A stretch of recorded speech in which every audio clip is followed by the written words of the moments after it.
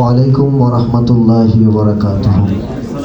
ইসলাম সে তো পরশ মালিক, তারে সে পেয়েছে খুঁজে, পরশে তাহার শোনা হলো যারা মোরা তাদেরই বুঝি।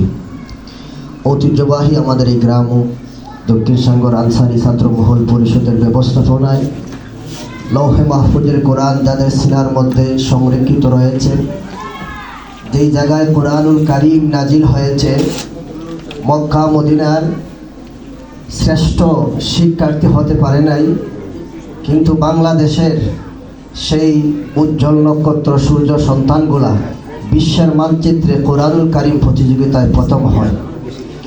এরকম একটি মহামান্বিত বরকতময় ফজিলতপূর্ণ অনুষ্ঠানে উপস্থিত আছেন অত্র এলাকার কৃতি সন্তান সুন্নাত ওয়াল জামাত হবিগঞ্জ জেলার সমন্বয় পরিষদের সম্মানিত সংগ্রামী সুযোগ্য সুদক্ষ সাধারণ সম্পাদক, যিনি একাধারে মসজিদের খতিব, যিনি একাধারে দেশ গড়ার কারিগর, সম্মানিত শিক্ষক, আমাদের পরম শ্রদ্ধাভাজন হযরতুল আল্লাম মাওলানা কাজী এম এ জলিল হাফিজাহুল্লাহ বারাকাল্লাহু তাআলা ফি হায়াতি, যারা এই গ্রামের জন্য অক্লান্ত পরিশ্রম করছেন, এলাকার সুযোগ্য সুদক্ষ মুরব্বিয়ানে কেরাম, যিনারা এক একটি মঞ্চের মধ্যে প্রধান অতিথি হওয়ার যোগ্য, যেহেতু সময় সংক্ষিপ্ত নাম ঘোষণা করছি না, এবং আমরা সোশ্যাল মিডিয়ার মাধ্যমে জানতে পারি যারা আমার এই গ্রামকে আদর্শিক মডেল গ্রাম করতে আল্লাহ নবীজি 17 বছর বয়সে যে সংগঠন করেছিলেন হিলফুল ফুজুল, তার ভূমিকায় যে সমস্ত যুব সমাজ ভূমিকা রাখছেন, আমি প্রথম অবস্থায় সেই সমস্ত মর্দে মুজাহিদ যুবকদের জন্য দোয়া করি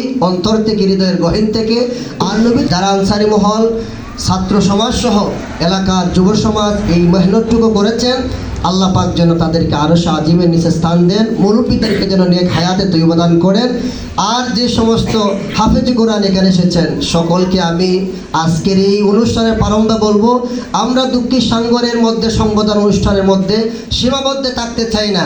আমরা এটা দেখতে চাই বাংলাদেশ যেভাবে বিশ্বের মানচিত্রে প্রথম স্থান অর্জন করে হাফেজে কোরআন প্রতিযোগিতায়, আমার এই এলাকার হাফেজে কোরআন যাতে বিশ্বের মানচিত্রে স্বর্ণাক্ষরে লেখা হয়ে যায় যে বানিয়াসং থানাধীন হবিগঞ্জ জেলার দক্ষিণ সাঙ্গর গ্রামের কৃতি সন্তান হাফেজে কোরআন বিশ্বের মধ্যে প্রথম স্থান অর্জন করেছে। আমরা এই মন মানসিকতা আসার দরকার আছে কিনা নাই? আমি মোবারকবাদ জানাই আনসারি মহলকে।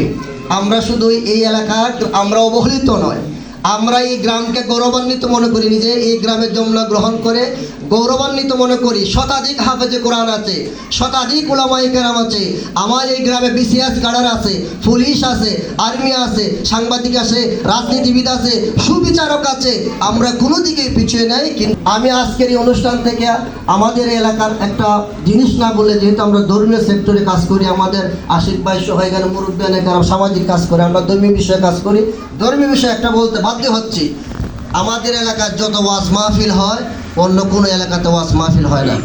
কিন্তু অতীব দুঃখজনক সত্য হলো, সত্য যে কথাটা তিক্ত হলো সত্য, আজকে যদি আমাদের এলাকার একটা ওয়াজ মাহফিলের খরচ করে এরকম একটা আয়োজন করতাম, আমার মনে হয় যে এটা হবিগঞ্জ জেলার মধ্যে একটা টনক নড়ে যেত এবং লাইট ফলক হতো। আমরা একজন আলোচককেই আমরা বলি অবহেলিত গ্রাম, আমরা সরকারের অনুদান লাগে না, আমাদের এই এলাকাও এই দক্ষিণ সাঙ্গরে যত রেমিটেন্স যোদ্ধা আছে তার কাছে যদি আমরা সামান্য একটা মুখ বলি, আমাদের এই রাস্তাঘাট কালভার্ট থেকে শুরু করে কোনো কিছু থাকবে না। আমার মনে হয় এটা একটা আদর্শ গ্রাম হবে, মডেল গ্রাম হবে। আমাদের এলাকার ছেলেরা বিভিন্ন জায়গাতে প্রধান অতিথি হয়ে মাহফিল করে, কিন্তু আমরা উনি কি ওয়াজ করে এগুলা, বরং এইগুলাতে আমাদেরকে এই মন মানসিকতা হীনমান্যতা দূর করতে হবে। বিশেষ করে আরেকটা কথা বলতে বাধ্য হচ্ছে, আমি ছোটবেলায় যখন ছিলাম, এটা আমাদের যারা এই হাফেজে কোরআন হয় মা বাবার চেষ্টার পাশাপাশি, নিজের চেষ্টার পাশাপাশি মক্তব শিক্ষাটা, আমি ছোটবেলা দেখতাম আগে সকালে বিকালে 2 বার মক্তব হইতো। আজকে এত সব হাফেজে কোরআন হওয়ার পাশাপাশি আমাদের এই এলাকার মক্তবের ভূমিকাটা কিন্তু অগ্রগণ্য, কিন্তু আজকে এই মক্তব শিক্ষাটা অনেক উঠে যাচ্ছে, অবহেলিত হয়ে যাচ্ছে। আমাদের পাড়ায় মহল্লা যত মক্তব আছে, আমাদের ইতিহাস ঐতিহ্যকে ধরে রাখতে হবে। শেষে এলাকার সমস্ত মুরব্বিয়ানে কেরামের সুস্বাস্থ্য এবং আনসারি ছাত্র মহল নাম কয়জনে বলবো, যে যেভাবে সাহায্য সহযোগিতা করেছেন, অর্থনৈতিকভাবে করেছেন, জ্ঞান বুদ্ধি দিয়ে করেছেন, যুব সমাজ এলাকার জন্য রাস্তাঘাট কালুয়ার জন্য করতেছেন, আমরা হৃদয়ের গহীন থেকে এটা দোয়া করি আল্লাহ পাক যেন সকলের এই খেদমত কবুল করেন। সকলকে মোবারকবাদ, ধন্যবাদ, সাধুবাদ জানিয়ে আমি অগসল বক্তব্য এখানে শেষ করছি। আসসালামু আলাইকুম রহমতুল্লাহ।